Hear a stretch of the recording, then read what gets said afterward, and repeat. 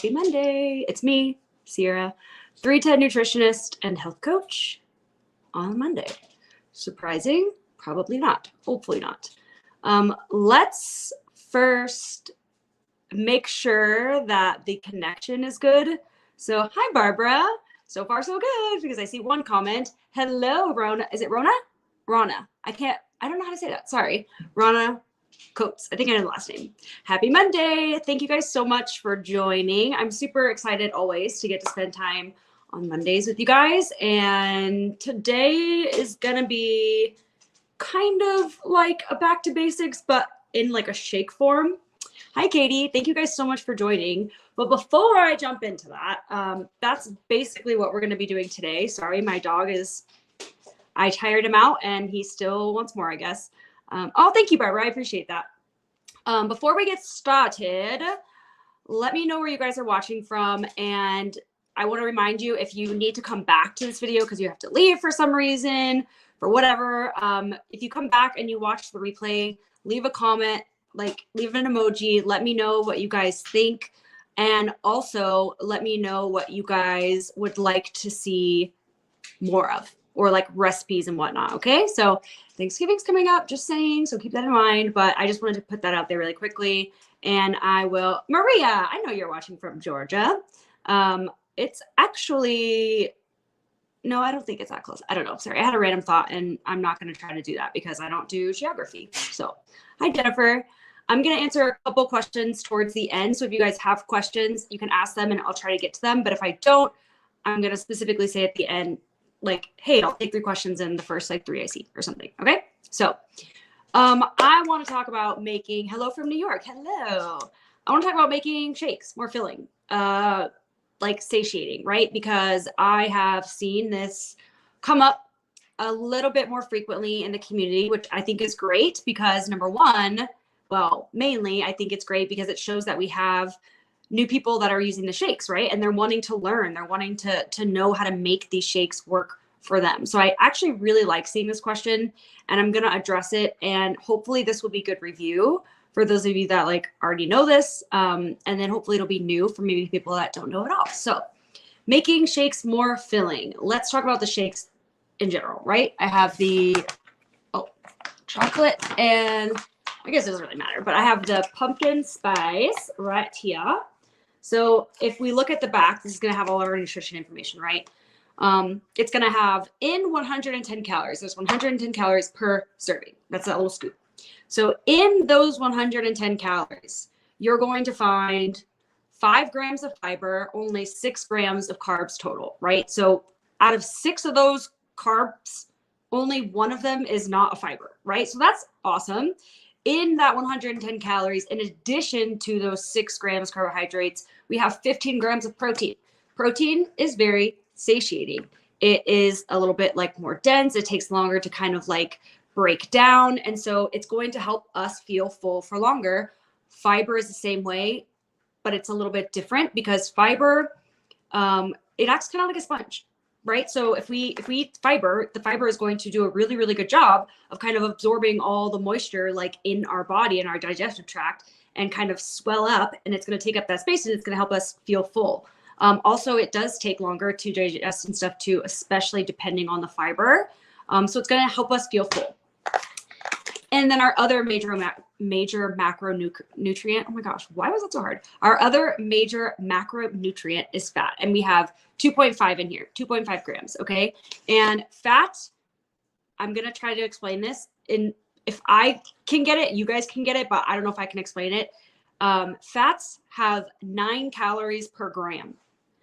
Fats or carbs and protein only have 4. So what that means is, say I have a gram of fat here, a gram of protein, and a gram of carb. Even though they're all a gram, they're all the same weight, the fat is always going to have more calories because it packs in 9 calories per gram versus 4. So considering that, we can see how adding fats or having fats in general would help us to feel more satiated because even in a smaller portion, we're getting in more calories, right? So that's all right here in these shakes. Now, if you're just simply doing, I first also want to say that everyone's journey is different, right? Some people enjoy doing the shake in a liquid. Some people enjoy doing the shake for lunch and dinner or dinner and breakfast or just whatever fits their day, right? So there's no single right way to make a shake. But if you are finding yourself like, okay, I love the shakes, they're super good, but I'm just not feeling super satiated, we're going to talk about that right now, okay? Because they are 110 calories, which is pretty low calorie.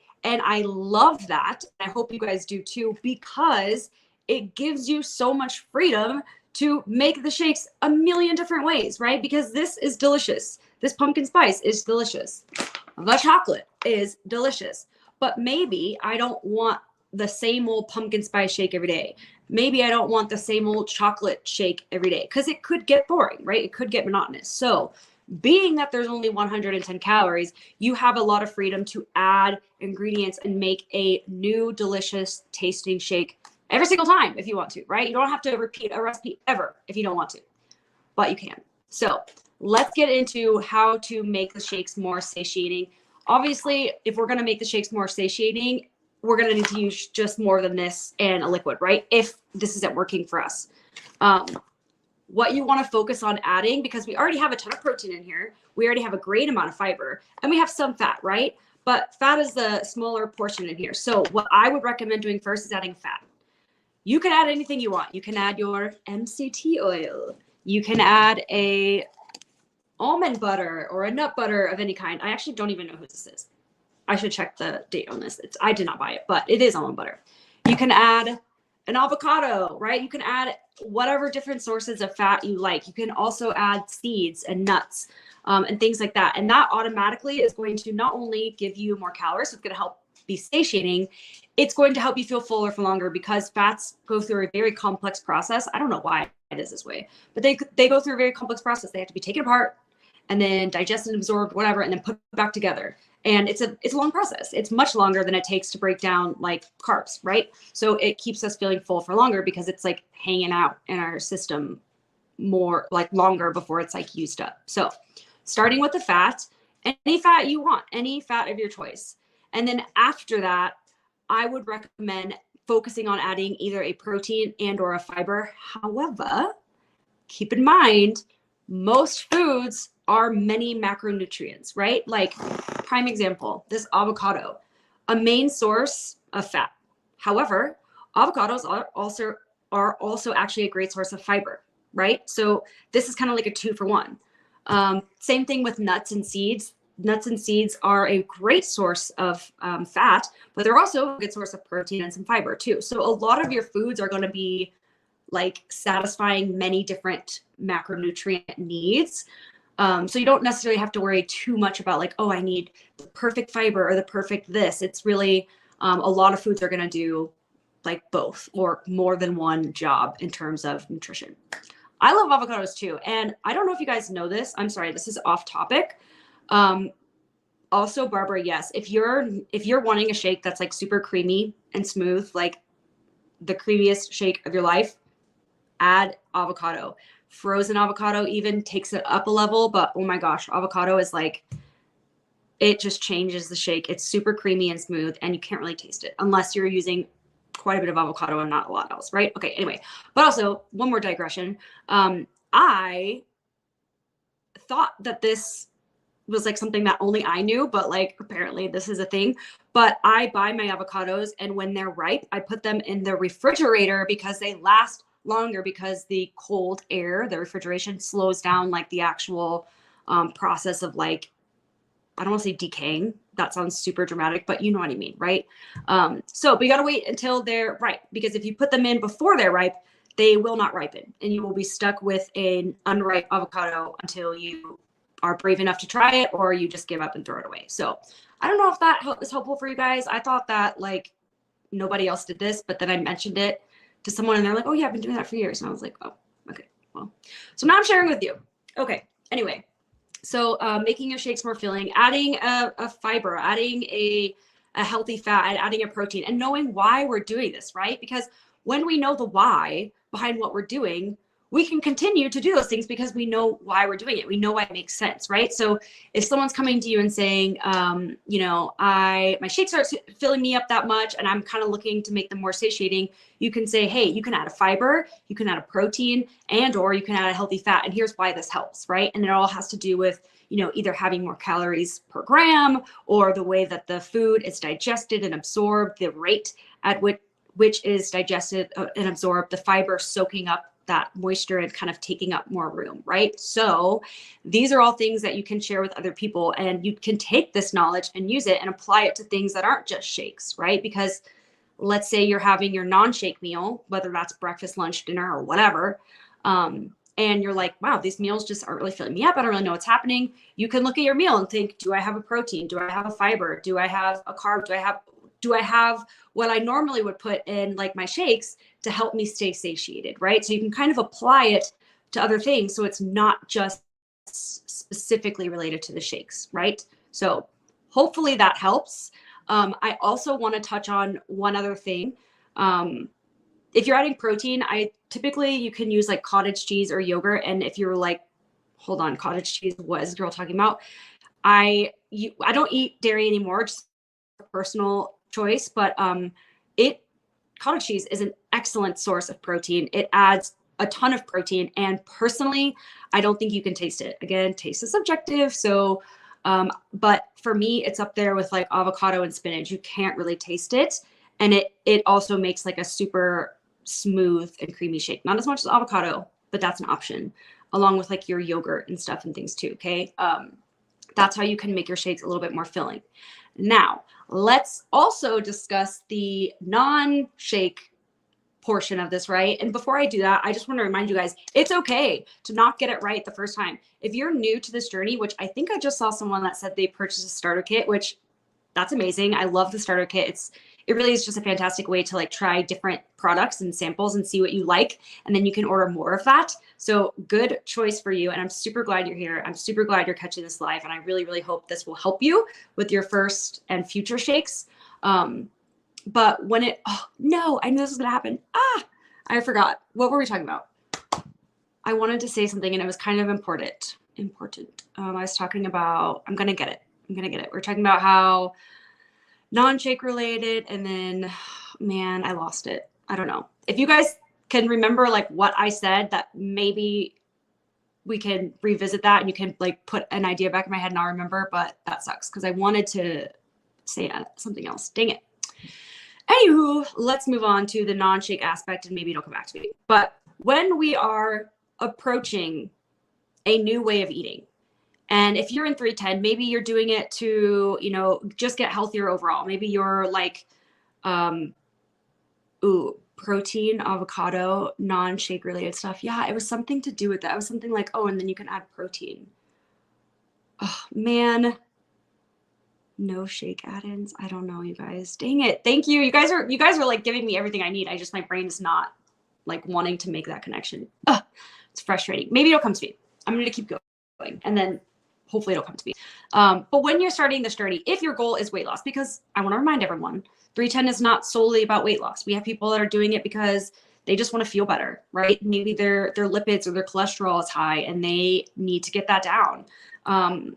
Maybe they're just looking for something easy and convenient because they don't like cooking and, you know, they want to eat well, but they don't want to put a lot of effort or energy into it or having to like create, you know, a bunch of meals. They want something easy. So there's a lot of different reasons for trying 310. And if your reason is weight loss, if that is one of your reasons, you will have to adjust to a lower calorie intake. Okay. And we've talked and we will revisit it time and time again about calorie intakes, right? And how there's no such thing as a one fits all. So if you're like, I wonder what my calorie intake is, go to the guides in the community, use that calculator, start there, see how you feel, right? Because that's your starting point. That is 99% of the time not like the best place for someone to be, but it's a good starting place, right? But you're going to have to adjust to a lower calorie intake, and it's going to be a little uncomfortable at times in the beginning, right? It's going to be because you're used to eating this way, and now you're eating less food. Your body's going to be like, hello, like we're missing out on some calories here, and you're going to be a little hungry at first. But as you adjust to this new calorie intake and you start focusing on those fibers and those proteins and those healthy fats and, you know, your snacks and your meals and your shakes, you will notice that hunger kind of starts to go away, because your body's going to be like, okay, we're still getting food. It's not as much as we were getting, but we're still getting enough. I still have enough energy to do everything I need to do. I still have enough energy to keep this body alive every day. We're okay. And then your hunger is going to kind of go away as you adjust. However, if you are not, I don't want to say not responsible, but if you are at a calorie intake that is not reasonable, I guess, or like efficient for your body, you will notice that hunger, but it will not go away. It will not start to wane, ebb and wane. I don't even know what that is. It will not start to go away. It will not start to improve. It won't start to kind of get better, because that is your body's way of telling you, like, hold everything. Like, you're not feeding us enough. So I'm going to constantly make you think about food, because you need to eat, girl, and you're not eating enough, right? So there's a big difference between a normal kind of like hunger in the beginning that kind of like goes away as you adjust, and like a constant nagging hunger where you're thinking about food all the time. As soon as you're done with your shake, you're planning your next meal or your next snack, you know, and you're like planning out your menus every day, and like you're always like focusing on food. That is a sign that you're eating not quite enough, right? And so I bring that up because if you're at that point where your calorie intake is far too low to support your normal body's needs every day, then no matter what you do to your shakes or no matter what you do to your meals, unless you're adding back more calories to be at a more appropriate calorie intake, you're going to feel hungry pretty much consistently and constantly, right? Because you're just not eating enough. So I just want to put that out there. And it's okay if you're like, I have no idea what I'm doing, and I'm new and I'm trying to figure out my calorie intake. I'm trying to figure out how to eat balanced meals and shakes and like all this stuff, and I just feel overwhelmed. It is okay to feel that way. I guarantee you, most of us have felt that way, and you don't have to get it right the first time. Most of us didn't get it right the first time, right? We had to try different things. So if you're like, I just have no idea if this is normal, just keep trying and give it time and be patient, right? And continue to ask your fellow community members, reach out to your health coaches, your nutritionists, your dietitians. We're here to help you, right? We're here to help you figure out what's going to work for you. So you do not have to get it right the first time, okay? But I really wanted to stress that point, because if you're not eating a responsible calorie intake, no matter what you do to your shakes and or meals, you're always going to feel that like nagging hunger, right? And again, there's a big difference between like occasional hunger every now and then and it kind of goes away, and then hunger where it's like, I feel like all I can do is think about food and dream about food, and like I'm using so much brain space to think about food. That's a sign that your body is like, growing, you need to eat more. Okay, so that's what I wanted to discuss for that.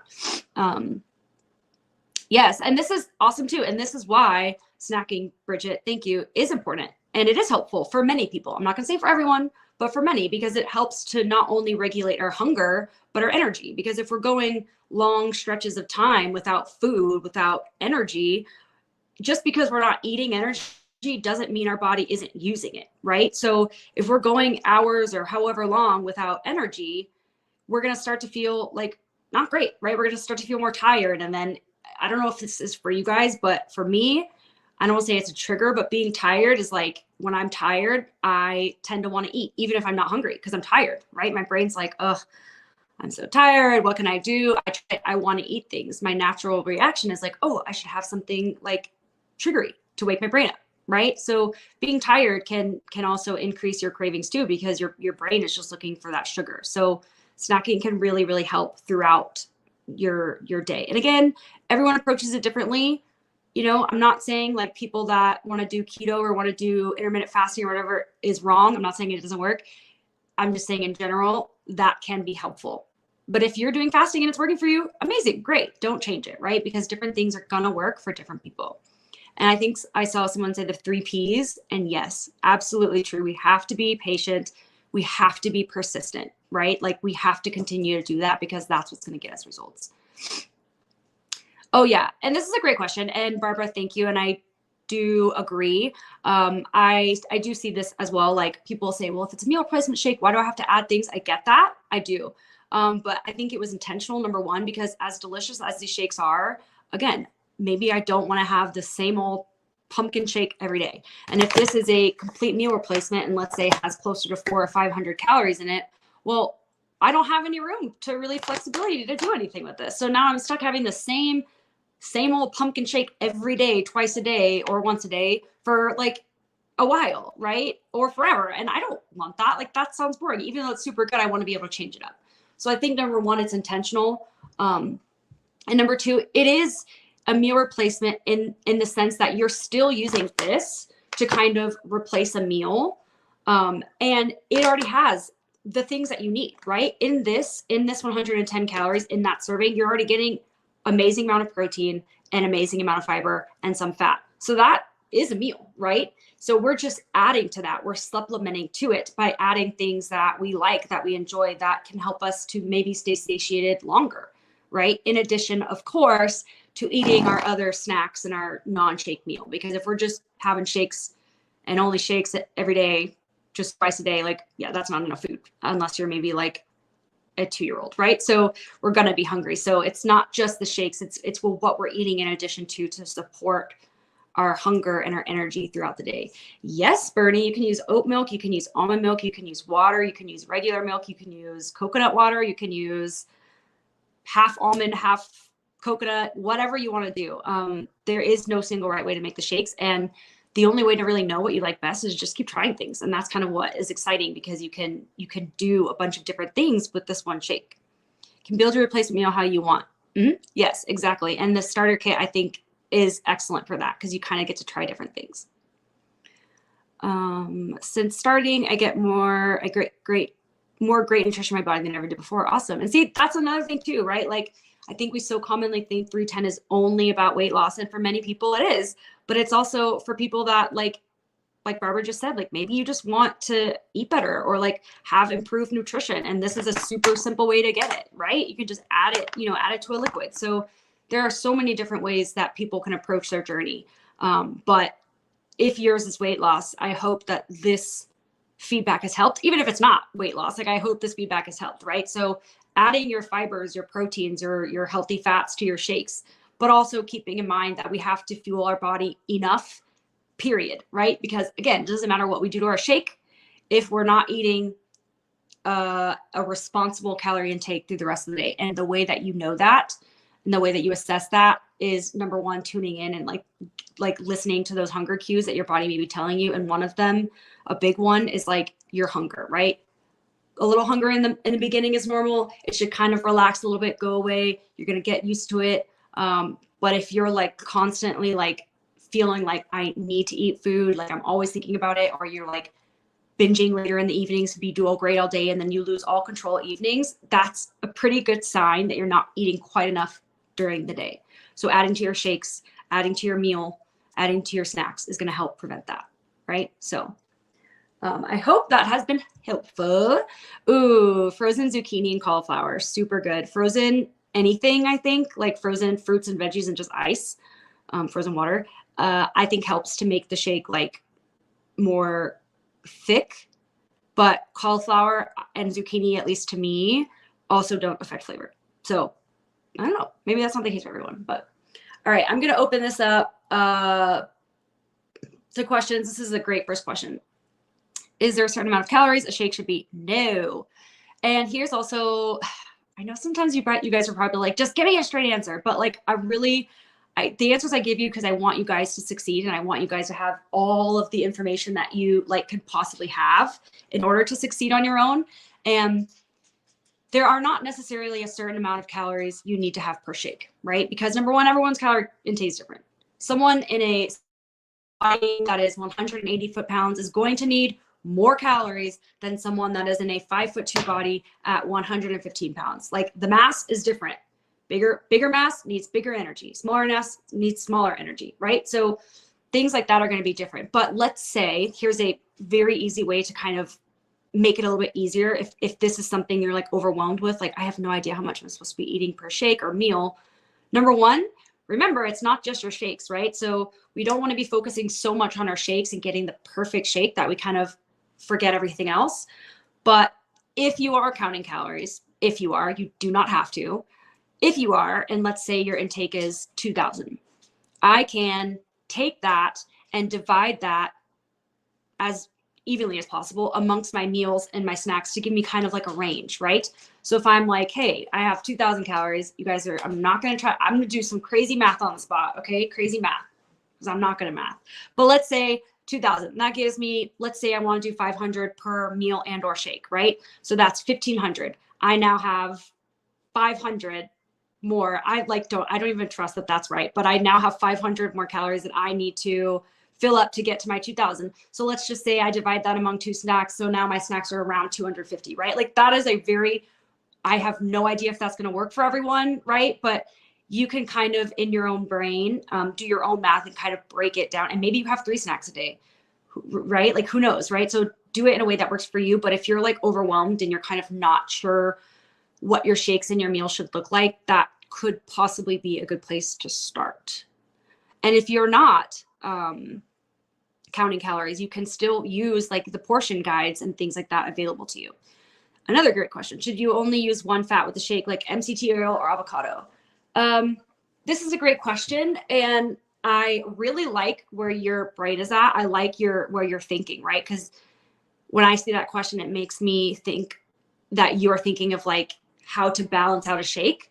And I agree, but don't get too hyper focused on it, right? Because at the end of the day, we're probably like our result or our success is not going to hinge on whether I added avocado and MCT to a shake or just one or the other, right? But I see where you're coming from, and I really, really like where your brain, like what your brain is doing right now, because it's trying to answer that, like question of how balanced should meals be. So it's perfectly fine to use 2 fats or 2 proteins or whatever in a meal, right? But if you're going to use 2, use a little bit less of each. So maybe instead of using a half of an avocado, if I really want to add my MCT too, I can add a fourth of an avocado and then maybe a half tablespoon versus a whole tablespoon, right? So you can kind of just limit your portions of each. So that way you can include various macronutrients to get that balanced meal. That was an awesome question. I really like what your brain's doing there. Very, very good.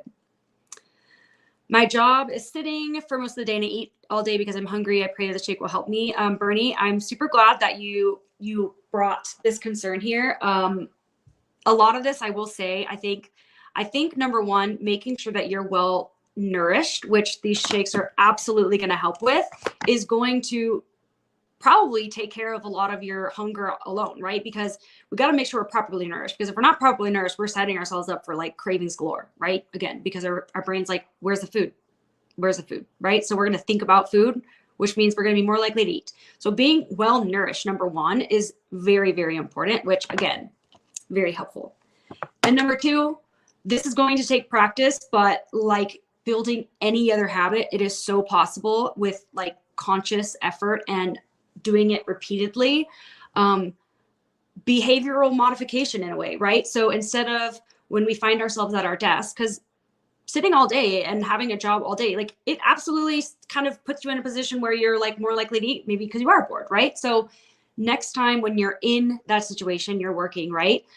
Create a list like tonight or as soon as possible, right? And write down a list or put one in your phone and write down different things that you feel like are reasonable you can do at work to kind of redirect your mind and choose and start creating a new path for things to do when you're bored at work versus just choosing food, right? So maybe that's like, hey, getting up out of my seat and walking around and like going and saying hi to a coworker, or maybe it's going to the kitchen and refilling my water bottle or taking a couple sips of water, or, getting up and just doing a nice little stretch because I'm bored and like stretching out for like 5 minutes, whatever it is, right? Like your job, you probably are going to know what's reasonable more than like anyone else, but write down a list of things.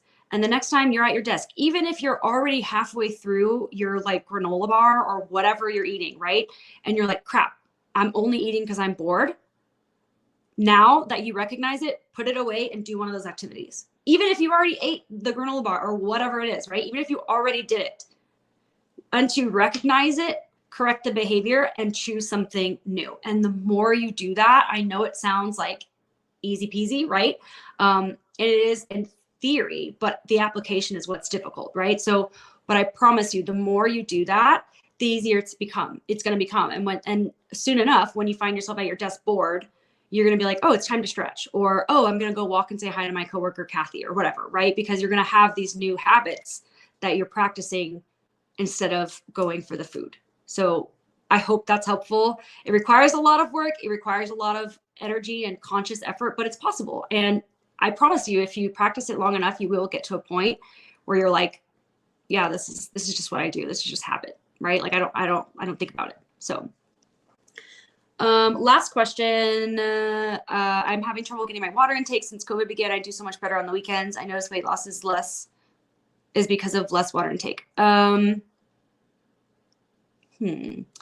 Number one, I would try, like, my brain just immediately, I think like, well, why are the weekends easier?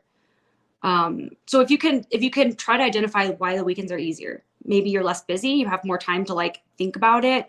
Maybe you're in an environment where there's water closer to you, or maybe you're less stressed. And so or maybe like you can't make it to a bathroom that often at work. So you're like unconsciously drinking less water because you don't want to have to get up and go to the bathroom. So like I would try to figure out why the weekends are easier for you to get that water in. And if and when you can identify that, then you can tackle the problem of water during the week, right? So say it is the bathroom thing. Well, maybe you need to have designated times where at this time during my break, I'm going to go to the bathroom, even if I feel like I don't have to, right? Or planning your water intake for a little bit before you leave for work and then more when you get home. That's what I would try. That's what I would recommend. Because once you can figure out what's holding you back during the week, then problem solved, right? You just got to put in habits, or like solutions to that one thing.